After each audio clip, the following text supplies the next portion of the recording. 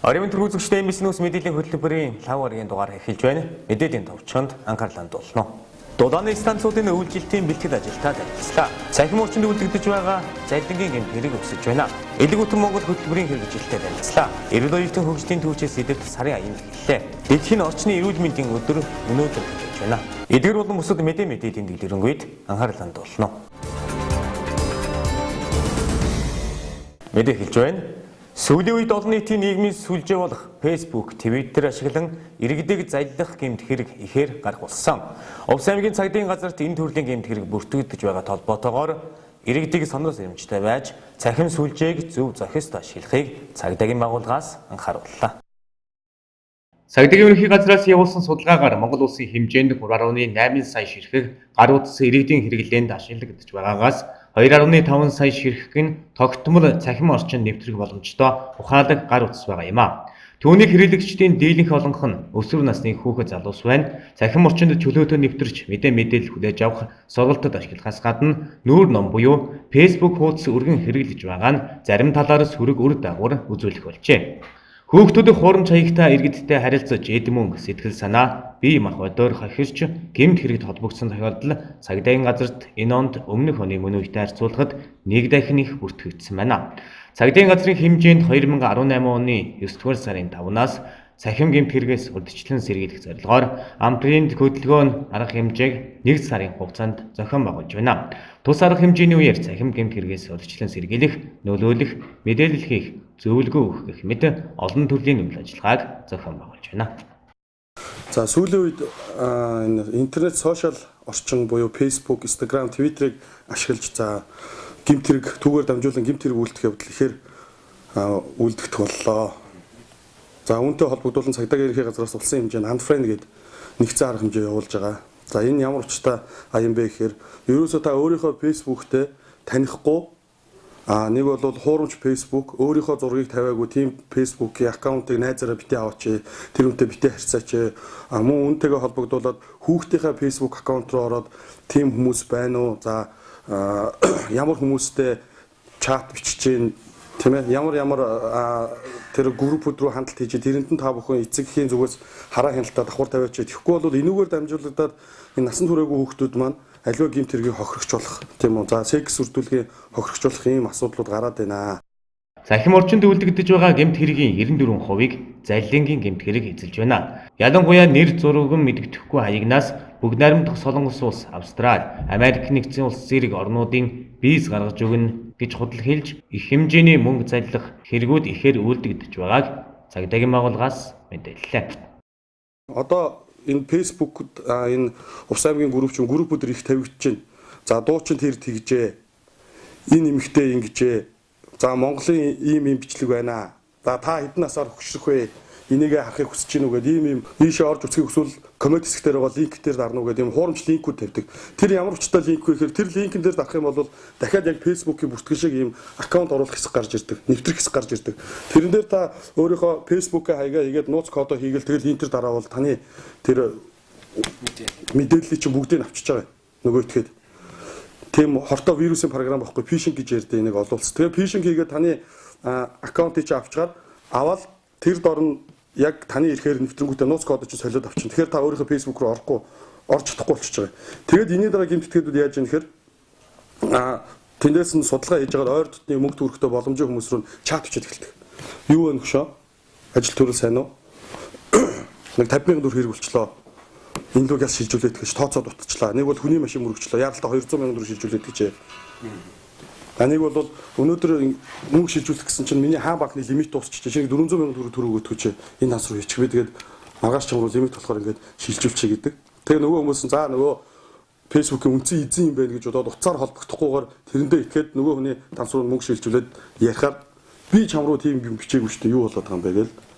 Ийм асуудал үүсчих. Тийм учраас энэ Facebook чатаар тань руу мөнгө зээлээч найз нөхдөс ч юм бүр дотны ах トゥ аав ээж чинь байсан ч гэсэн заавал уцаар холбогдчихэ. Тэгэхгүй бол ингээд залилуулаад байна. Энэ дээрээ цаашдаа анхаармаар байна. 2017 оны байдлаар цахим орчинд 299 гэмт хэрэг гарч байсан бол 2018 оны эхний хагас жилийн байдлаар 279 гэмт хэрэг гарсан байна. Үүнээс 94% нь залилан, 2.5% нь сүлжээний гэмт хэрэг, 1.7% нь бусдын нууцд халдах, 1.4% нь садар самуунтай холбоотой гэмтэргүүд үйлдэгдсэн байна. Эмээ сар дэргэдийг сэрэмжтэй байхыг цагдаагийн байгууллагаас анхаарууллаа.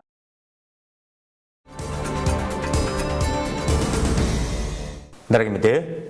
Аймгийн эрчим хүчний зохицуулах зөвлөлийн дарга аймгийн засаг даргын оролдогч Нэм Самбуугаар ахлуулсан ажлын хэсэг дулааны станцуудын өвлжилтийн бэлтгэл ажилтай танилцж холбогдох зөвлөмж чиглэлийг өгч ажиллалаа. Дулааны станцууд хэрэглэгчдэд дулаанаар хангаж эхэлсэн бөгөөд үйл ажиллагаа хэвийн явагдаж байна.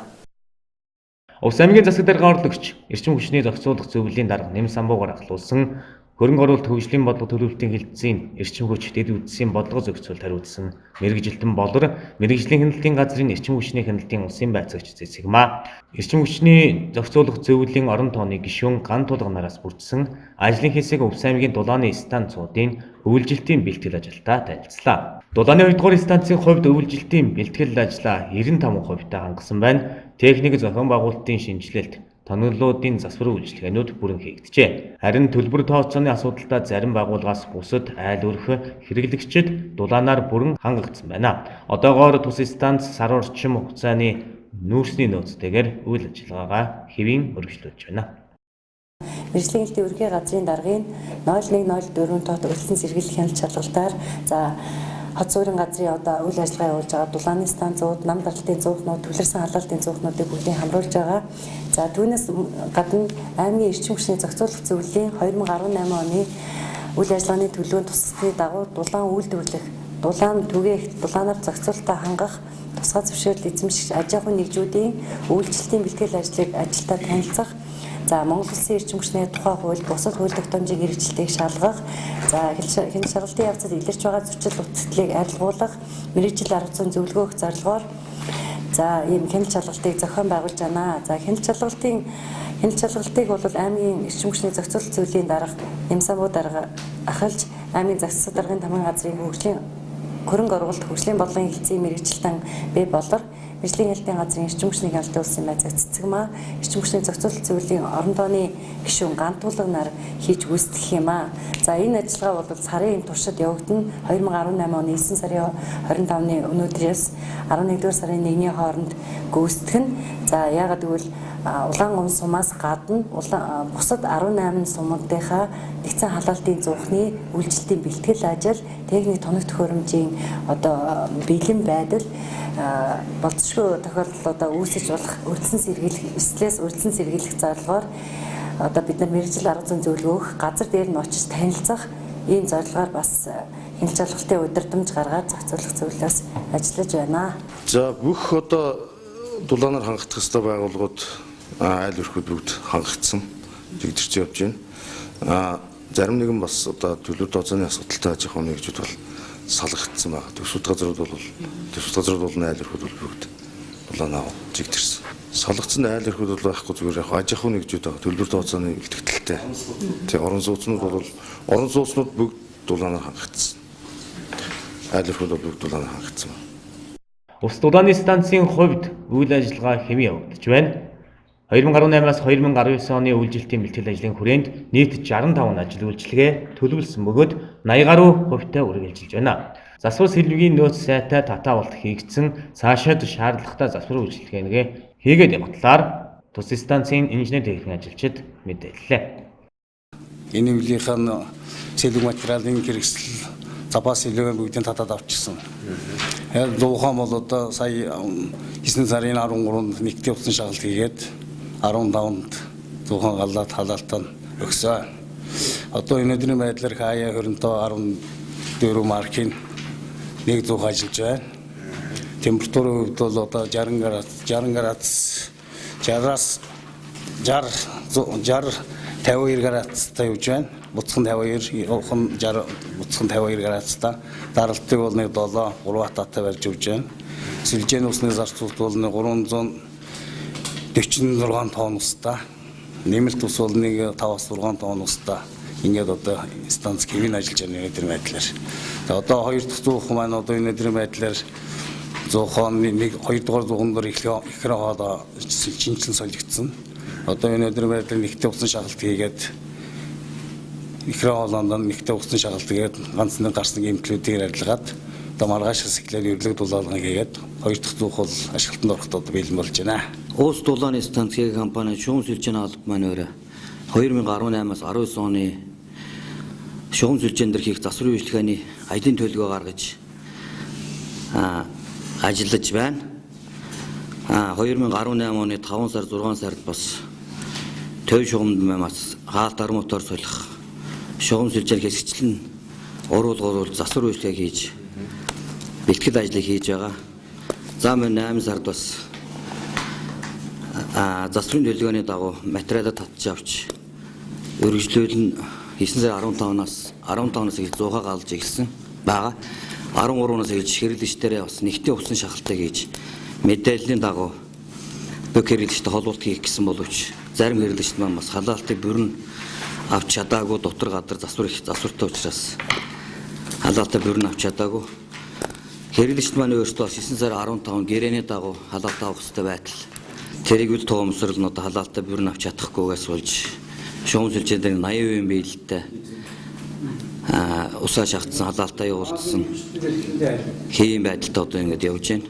Төв шугам дээр маань 18 аялын төлөвлөгөө гаргаж ажилласны 80% биелэлтэйгээр зуны засварын ажлыг хийж гүйцэтгээд одоо бас үргэлжлүүлээд баруун бүс эрчим хүчний системийн чиглэлийн диаметр 150 шугам дээр бас нэг 50 м газар дээр 110 м турбаа шинжилт солихоор ажлаа хийгээд гүйцэтгээд явж байна. За энэ оршин суугчид маань бас өөрийнхөө дотор гадна шугам сүлжээг сайжруулах ийм ажлуудыг хийх ёстой. 264 маань бас хэрэгжүүлсэн засварын үйлчлэгээ бас хийсэн. Зуны засварын үйлчлэгээ хийсэн, нодлон урдсан бас хэл ам хийдэг, багийн зас дарагдаа бас мэдээлэл өгдөг. Ийм бас хэдэн айлуудын халаалтыг сая 9 сарын эхээр бас хэсэгчлэн засч сая одоо 2 хоногийн өмнө бас холууж өглөө хэрэглэгчдээр орж үзлээ. Маш сайн айлж яана. Ер нь засвараа хийсэн тохиолдол хална гэдэг ойлголтыг бол хэрэглэгчд маань бүрэн авч байна. Увс дулааны станцын хэрэглэгчид багассан байна. Тодруулбал Улаангомд 772 м шугам сүлжээ шинээр баригдсан бөгөөд Увс дулааны станцаас халаалт авдаг байсан байгууллагуудыг шинэ шугамд холбосон байна. Үүнээс үүдэн тухайн станц их хэмжээний алдагдaltaй ажиллах нөхцөл байдал үүсэж байна. Үйлчлэлтийн бэлтгэлийг хангаж өвлийн эдгүүтний үед одоо гэр орондоо алуун газартаа дулаан тунтай адилхан тав тухтай амьдарч ажиллах нөхцөлийг бүрдүүлэхийн төлөө ажилладаг хамт олон. За тэр утгаараа яг бид нар Улаангом хотын бас галыг манагчд гэж хэлэх юм уу да тийм ажил хийдэг болсод хэрэглэгч нэлээд хэмжээгээр хумигдж байна. Тэгээд энэ хумигдж байгаа асуудал бол хэрэглэгчдээс өөртөөс нь биш манай дулааны станцаас биш аймгийн төр захиргаанаас одоо бодлогоор манай хэрэглэгчийг шинэ дулаанаар холбож байгаа. Тэгээд энийг бол би одоо нэг зовлон гэж хэлэхгүй. Энэ одоо хуулийн дагуу холбогдож байгаа юу, хуулийн дагуу бас холбогдож байгаа юу гэдгийг хуулийн байгууллага шийдэх байх. Тийм учраас бид нэг тийм зарга хэл ам хийж явахаас өмнө Улаангомын ард түмнийг дулааны үйлчлэхийн тулд бүх ажлаа анхаарлаа тэр чиглэлд төвлөрүүлсэн байгаа. Манай зуухнууд бол одоо бусад Монголд байхаа зуухнуудаас арай өөр. Одоо зуух нь ерөнхийдөө Оросын Кая 2514 гэдэг зуухч гэсэн уул ширэмний хувьд үнс зайлуулах системийн хувьд арай нэг өөр. Бусад зуухнууд бол хөдөлдөг уул ширэмтэй байгаа. Манайх хөдөлдөг уул ширэмтэй. Дулааны станцуудад тулгамдж байгаа асуудал бол өр авлага юм. Дулааны 2 дугаар станцын хувьд 100 орчим сая төгрөгийн өр авлага авахар байгаа бол Ус дулааны станцын хувьд айд өрх албан байгууллагаас 1 тэрбум орчим төгрөгийн өр авлага авах юм байна. Дараагийн мэдээ. Монгол Улсын засгийн газрын 2016-аас 2020 оны үйл ажиллагааны хөтөлбөр Монгол Улсын тогтвортой хөгжлийн үзэл баримтлалыг хэрэгжүүлэх хүрээнд Монгол Улсын засгийн газрын 112 дугаар тогтоолоор Элэг бүтэн Монгол үндэсний хөтөлбөрийг баталсан байдаг. Улаангом сумын хэмжээнд Элэг бүтэн Монгол хөтөлбөр 70%-тай хэрэгжиж байна. Хүн амын нас баралтын тэргүүлэх шалтгаан болж нийт нас баралтын 15%-ийг эзлэж байгаа элэгний хорт тавдрын өвчлөл иргэнд үүсэх санхүүгийн хүндрэлийг бууруулах чиглэлээр Монгол Улсын засгийн газраас иргэдийг эрт илрүүлэг оншилгоо эмчилгээнд хамруулах зорилгоор элэг бүтэн Монгол үндэсний хөтөлбөрийг улс орон даяар хэрэгжүүлж эхлээд байна. Өрхөдийн эмнэлгүүд нь ерөн сургуулиас нь аваад эхэлсэн байгаа. Ерөнхийдөө 1-р сургууль дээр л ерөн бараг дуусах шатнд руу орж байгаа. Бүх сургууль ерөнхийдөө авагдаад ерөнхийдөө дууссан байгаа. Коллеж аваад дууссан байгаа. 2-р сургууль аваад дууссан. 4-р сургуулиас аваад дууссан байгаа. 3-р сургууль, 1-р сургууль дээр л хамрагдсан өрхөд нь л явж байгаа. Хөдөөний багууд болон хөдөөний багууд дээр нь ерөн хөдөөний багийн эмч тэгээд нэг лаборатори явж ажиллаж байгаа. Элэг бүтэн Монгол хөтөлбөрийн хүрээнд 15-аас 39 насны залуусыг БЦ вирусын шинжилгээнд үн төлбөргүй хамруулах ажлыг өрхийн эмнэлгүүдээр зохион байгуулад байгаа юм а. Энэхүү хөтөлбөрийн хэрэгжилт Улаангом суманд 70% явагдаж байгаа бөгөөд нийгмийн даатгалын шимтгэлээ төлөөгүй иргэд үлдэж байгааг албаны хүн хэллээ. Улаангомын хэмжээнд ерөнхийдөө 65-аас 70% хамрагдсан байгаа. Нийгмийн даатгал төлөгдөөгөө ерөнхийдөө хүнээс хоцорсон байгаа. Тэгээд нийгмийн даатгал төлмөр анаа нийгмийн даатгал туснаас болж ямар ач холбогдолтой их юм. Ер нь элэгний БЦ вирусын шинжилгээ хамрагдсанаас БТ гарах юм бол 120 мянган төгрөгийн Б-ийн тоолуулах шинжилгээ өнгөө хамрагдж байгаа. Ийм бас өнгөө хамрагдаж өнгөө болгогдож байгаа. Тийм даваа талууд маш их байгаамаа. Тийм учраас нийгмийн даатгалаа төлөх шаардлага байна. Иргэд БЦ вирусын шинжилгээнд хамрагдсанаар элэгний хадуурал, элэгний хорт хавтар төвчнөөс урьдчилан сэргийлэх боломжтойгоос гадна Б вирусын халдвартай гарвал үн төлбөргүй эмчилгээнд хамрагдах боломжтой юм а. Иймээс иргэдийг элэгний БЦ вирусын шинжилгээнд идэвхтэй хамрагдахыг уриаллаа.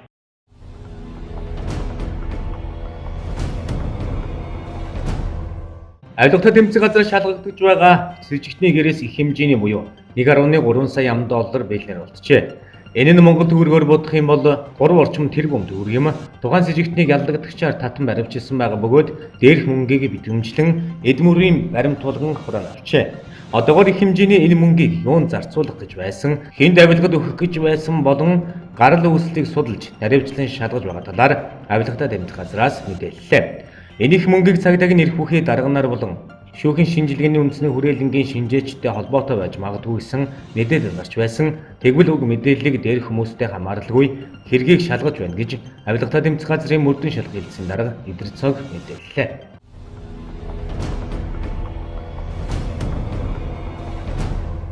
Байгаль орчин аяж үйлчлэлийн сайд Цэрэбатын санаачилсан өсвөрийн байгууллага хамгаалах элч бэлтгэх ногоон паспорт аян улс даяар амжилттай хэрэгжиж эхлэх байгаа билээ. Ногоон паспорт Монгол орон даяар аяны хүрээнд ногоон паспорт сурталчлах, таниулах, сурагчдад тараах, мөн хаягдл зай хураагуур цуглуулах, хайр цэгийг ерөнхий боловсролын сургуулиудад байрлуулах ажлыг улсын хэмжээнд энэ сарын 20-оос эх сарын 3-ны хооронд зохион байгуулж байна. Одоогоор Баянгар аймгийн 1500 ахлагангийн сурагч, Дархуул аймгийн 10 сургуулийн 500 гаруй сурагчдад ногоон паспорт тарааж байгаль хамгаалах сургалтанд хамруулдаг байгаа юм а. Мөн тус аянд Сэлэн Говьалтай аймгийн сурагчид нэгджээ.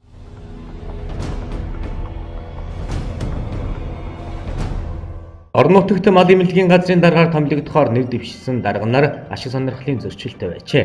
Тухайлбал Увс аймгийн мал эмнэлгийн даргад нэр дэвшсэн мөнх төвшин, Өмнөговь аймгийн мал эмнэлгийн газрын даргаар томилогдохоор нэр дэвшсэн мөнх чулуун, Дундгов аймгийн мал эмнэлгийн газрын даргаар томилогдохоор нэр дэвшсэн саруул жаргал, Баяулгийн аймгийн мал эмнэлгийн газрын даргаар томилогдохоор нэр дэвшсэн санигаж нарын хувийн ашиг сонирхлын урдчилсан мэдүүлгийг хянан үзэхэд илт ашиг сонирхлын зөрчилтэй гэх нөхцөл байдал тогтогдожээ. Нэр дэвшигч мөнх төвшин нь өөрийн хамаарал бүхий этгээд болох эхнэр Батбулганы 100% үүсгэн байгуулсан мах махан бүтээгдэхүүний үйлдвэрлэл, худалдаа, мал эмнэлэг, үржлийн үйл ажиллагаа эрхлэх мөнгөлөг амьдрал компанийн талаар мэдүүлэг байна. Нэр дэвшигч мөнх чулуун нь өөрийн үүсгэн байгуулж дөрмийн сангийн 99.31%-ийг эзэмшдэг мал эмнэлгийн үйлчлэгээ эрхлэх энх сүрэгтэн аж ахуй нэгж мөн гэр бүлийн гишүүн өөрийн хамаарал бүхий этгээд болох эхнэр тунгалгийн үүсгэн байгуулж захирлаар нь ажилдаг мал эмнэлгийн үйлчлэгээ гадаад дотоод худалдааны чиглэлээр үйлчлэгээ эрхлэх үндсэн чиглэл бүхий дэлгэрэх говь компаниудын талаар мэдүүлэг байна. Иймд нийтийн албан томилогдохоор нэр дэвшсэн этгээд тухайн албан үүргийг гүйцэтгэхэд илт ашиг сонирхлын зөрчил үүсч болох нь тогтоогдсон бол түүнийг тухайн албан томилох эрх бүхий байгууллага албан тушаалтанд томилохоос татгалзах үүрэгтэй гэж заасныг хэрэгжүүлж ажиллах талаар сануулan томилох эрх бүхий албан тушаалтанд албан бичгийг авилгатай тэмдэг газраас хүргүүлжээ.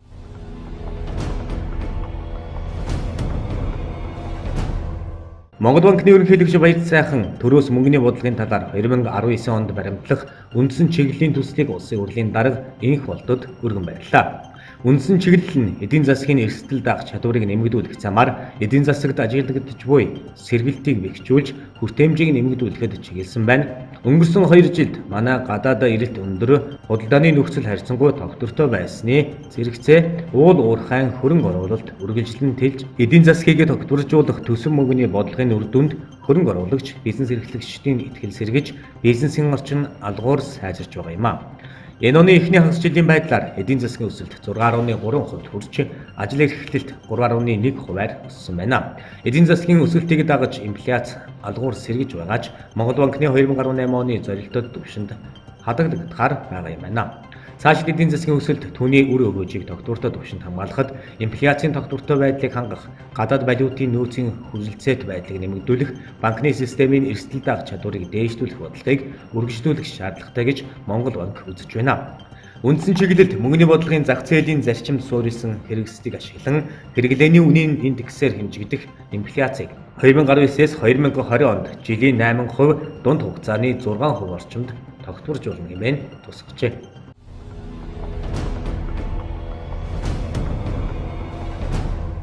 Төрийн албанд оронтоо хэтрүүлэх, нэг албан тушаал дээр 2 хүн зэрэг томилох, хамаатан саднаа авч ажилуулах зэрэг хууль бус асуудал гарсаар байна. Тухайлбал Галийн ерөнхий газар батлагдсан оронтойг 37-оор хэтрүүлэн ажиллаж байжээ. Тус газар нь 18, харьяа газар хороодод 19 хүнээр оронтойг хэтрүүлсэн байна. Оронтой хэтрэлтэй байсаар байхад Галийн ерөнхий газрын даргын тушаалаар сүүлийн 1 жилийн хугацаанд 98 хүнийг шинээр томилсон байна. Ийхүү томилготой орон нутагт Галийн газрын даргын ажлын байрны ерөнхий шаардлага тусгасан Галийн хяналт бүрдүүлэлтийн чиглэлээр мэргэжсэн Галийн байгууллагад 5-аас доошгүй жил ажилласан байх шаардлагыг хангаагүй иргэн Балдан дуржиг Галийн ерөнхий газрын даргын 2017 оны 8 дугаар сарын 28-ны өдрийн тушаалаар Орхон аймгийн Галийн газрын даргаар томилсон байна. Мөн Баян-Улгийн аймгийн Галийн газрын даргаар томилогдохоор нэр дэвшсэн Сахин хаваалыг хянаад илт ашиг сонирхлын зөрчил үүсч болох нь тогтоогдсон гэж үзэж энэ тухайн мэдгдсээр байтал Галийн ерөнхий газрын дарга асралт нь нийтийн албанд нийтийн болон хувийн ашиг сонирхлыг зохицуулах, ашиг сонирхлын зөрчлөөс урьдчилан сэргийлэх тухай хуулийн 23 дугаар зүйлийн 23-ын 7-д заасан үүргээ хэрэгжүүлэлгүй зөрчиж 2017 оны 9 дугаар сарын 22-ны өдрийн тушаалаар хаваалыг Баян-Улгийн аймгийн Галийн газрын даргаар томилсон байна.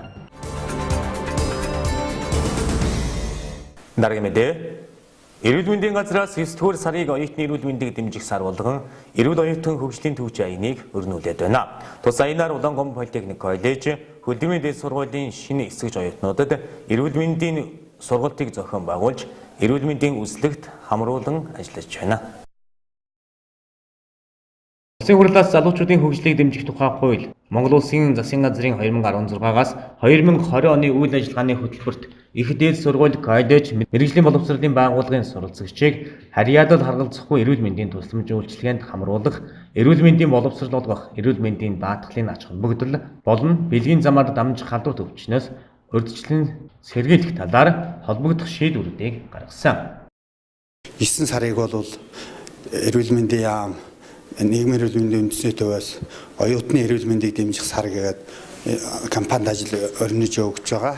Энийг хүрээнд Увс аймгийн эрүүл мэндийн газраас нэг Увс аймгийн политехник коллеж, хөдөлмөрийн дэд сургуулийн оюутнууд 1-р хүрт суралцж байгаа оюутнууд, элсэн суралцж байгаа оюутнуудад эрүүл мэндийн сургалт сурчлагаа, үзлэг шинжилгээ онцлогоо, эрүүл мэндийн зөвлөгөөх ажлуудыг бол бид хийгээд явж байна. Энэ ажлын үндсэндээ бол 9 сарын 30 хүртэл бид нар бол 10 хоногийн хугацаатай Увс аймагт үйл ажиллагаа зохион байгуулна. Энэний хүрээнд зөвхөн сургуулиудаар нь явах биш, сургуулийн дотуур байр, тэгээд ялангуяа дөнгөж ирсэн хүүхдүүдийг эрүүл мэндийн үзлэг шинжилгээнд хамруулах, эрүүл мэндийн даатгалын ач холбогдолтыг сурталчлах, иргэний эрүүл мэндийн даатгалдаа бүрэн хамрагдах, цаашдаа энэ сургуульдаа сурах хугацаанд эрүүл мэндээ сайжруулах, үзүүлэх, шинжилгээ хийлгэх, онцлуулах, эрүүл мэндээ сайжруулах ийм боломжийг нь тус аймгийн эрүүл мэндийн газар нэгдсэн эмнэлгийн зөвлөгөөх кабинет, тэгээд сургуулийн эмч нар нийгмийн ажилтнуудаа хамтарсан ийм нэгдсэн ажлын төлөвлөгөө гаргаад үйл ажиллагаа зохион байгуулад өнөөдөр бол Улаангом политехник коллеж дээр бол эрүүл мэндийн өгтөй үзлэгээ өгч байгаа.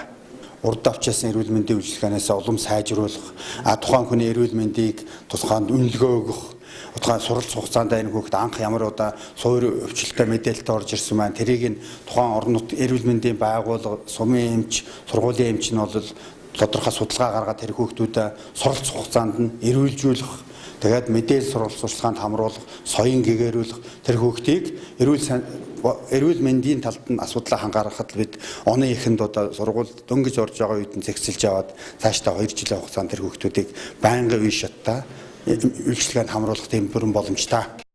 Эрүүл оюутан хөгжлийн төвчийн аяны хүрээнд өнөөдөр Улаангом Политехник коллежийн 1-2 дугаар курсын 600 гаруй оюутанд эрүүл мэндийн үзлэг шинжилгээ хийж сургалт сурталчилгааг зохион байгууллаа.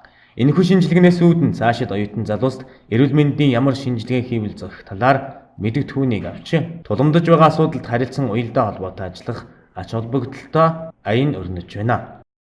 Эрүүл мэндийн газар бол нэгдсэн эмнэлэг өрхийн эрүүл мэндийн төв коллежтойгоо хамтраад оюутны эрүүл мэндийн сарын хүрээнд нэгдүгээр курсын оюутнуудад үзлэг шинжилгээ, давхар ногтын үзлэг болон хүүхдийн үзлэг, давхар үзлэг хийж сургалт сурталчилгаа давхар хийж байгаа. За энэ анхны хүрээнд дунд ямар үйл ажиллагаа зохион байгуулах, дараагийн үе шатд юу зохион байгуулах, ямар сургалт зохион байгуулах, ямар чиглэлээр эрүүл мэндийн боловсруулах, ямар үзлэг шинжилгээнд хамруулах, ямар сургалт сурталчилгаа зохион байгуулах чиглэлээ тодорхойлж авч байгаамаа. Тус аян 9-р сарын 30-ны хүртэл үргэлжлэх бөгөөд шинээр эсэгч оюутнуудад харьяалал харгалзахгүй эрүүл мэндийн үйлчилгээг тэгш хүргэж оюутны эрүүл мэндийн асуудалд хяналт тавьж ажиллах юм байна.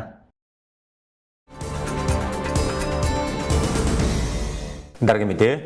Өнөөдөр дэлхийн орчны эрүүл мэндийн өдөр тохиож байна. Тус өдрийн хүрээнд аймгийн эрүүл мэндийн газар, мэрэгжлийн хяналтын газартай хамтран хуванцар савны хэрэглээ хор уршихын талаарх мэдээлэл өглөө. Орчны эрүүл мэндийн дэлхийн өдрийг Даян дэлхийн хүнсний аюулгүй байдал тогтвортой хангамж урайндор 2018 оны 9-р сарын 26-ны өдөр тэмдэглэн өнгөрүүлэхээр орчны эрүүл мэндийн холбооноос шийдвэрлэжээ. Энэхүү үрийн хүн амыг аюулгүй хоол хүнсээр хангах, ус хүнсний нөөцийг зүү зохистой ашиглах, хүнсний тогтвортой үйлдвэрлэлийг дэмжихэд чиглэгдэжээ. Өнөөдөр маань орчны эрүүл мэндийн өдөр тохиож байгаа. Энэтэй холбогдуулан ховын хэрэглээнд ашиглагддаг зориултын бас хуванцар савны хэрэглээний талаар мэдээлэл сургалт сурталчилгаагаар тэр ихтэй бид бүхэн хүргэж эхлэв байгаа. Мэргэжлийн хэлтийн байгууллагаас гаргасан шинжилгээгээр үзэхэд хуванцар савнд хонолсон ундны усанд маань төмрийн агуулмж 2 дахин их, харт уулганы агуулмж 48 дахин их байгаа тогтоогдсон. Хуванцар савнд хонолсоос өнд хүнд металл кадмийн агуулмж 3-4 дахин их байна. Иймээс ард иргэдмээ зориултын бус хуванцар савыг унд ахуйдаа хэрэглэхгүй байхыг зөвлөж байна. Орчны эрүүл мэндийн өдрийн хүрээнд эрүүл мэндийн газар, аймгийн мэрэгжлийн хяналтын газар хамтран хуванцар савны хэрэглээ болон хор уршихын талаар иргэдэд зөвлөгөө мэдээлэл өгч ажиллаж байна. Сүүлийн үед ус сүү, айраг зэрэг хүнсний шингэн бүтээгдэхүүнийг хадгалах, тээвэрлэх зориултын бус хуванцар савны олдорч сайн үн хямд гэсэн үндэслэлээр иргэд аж ахуйн нэгжүүд ихээр ашигласан. Тэгвэл ахуйн хэрэгцээний хуванцар савнд хонуулсан сүүнд хүнд металл, кадмийн агуулмж стандарт заасан хэмжээнээс 3-4 дахин их, айрагт 4 дахин их байгаа нь хүн амын эрүүл мэндэд сөргөөр нөлөөж байдаг хэмээн албаны хүү гэлээ. Аймгийн хувьд бол хуванцар савны хэрэглээний хувьд гэвэл нэлээд төгөө юм л энэ бол хүнсэнд болон ундны усанд хуванцар савыг маш их хэрэглэгддэг байгаа. Мөн худгийн ус нөөцлөх савн ч гэсэн хуванцар материалтай худгууд, тийм савтай худгууд их байдаг. За энэтэй холбоотойгоор иргэдэд бас ингээд ойлголт өгөх үднээс хэлгээд хуванцар сав нь болохоор ингээд тийм савныхаа ёрол одоо усны ч юм уу те хүмүүсийн ургамлын тоос ундаа ч юм уу энэ савны ёроолд ингээд тэмдэглэгээ байдаг байгаа. Гурвалжин тэмдэглэгээ донд тоогоорч болно мөн тухайн химийн найрлагаас хамгаалаад нөгөө химийн нэршлүүдээр ингээд тэмдэглэсэн байдаг байгаа. Тухайн гурвалжин дотор байгаа тэмдэглэгээнүүд нь 1-ээс 7 гэсэн тэмдэглэгээнүүд байдаг байгаа. Эндээс болохоор хүнсний зориулалттай болохоор 1-5 гэснийг зөвлөдөг байгаа. Дэлхийн эрүүл мэндийн байгууллагаас 1-5 гэсний хүнсний зориулалтаар хэрэглэхийг зөвлөдөг байгаа.